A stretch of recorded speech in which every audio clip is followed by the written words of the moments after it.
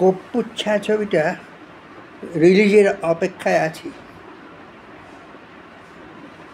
এই ছায়াছবিটা করতে গিয়ে অরিন্দম শীল কটা শ্রীমতী মুখুজ্জে, বাণিজ্যে, চাটুর্যে, সেনগুপ্তা, দাশগুপ্তাকে কর্পূর বানিয়ে দেয় কে জানে।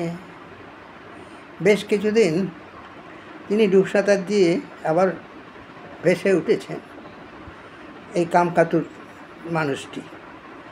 সঙ্গে আবার রয়েছেন অপাখ্যাত বন্দী পুরাতন চেয়ারে বসা মন্ত্রী,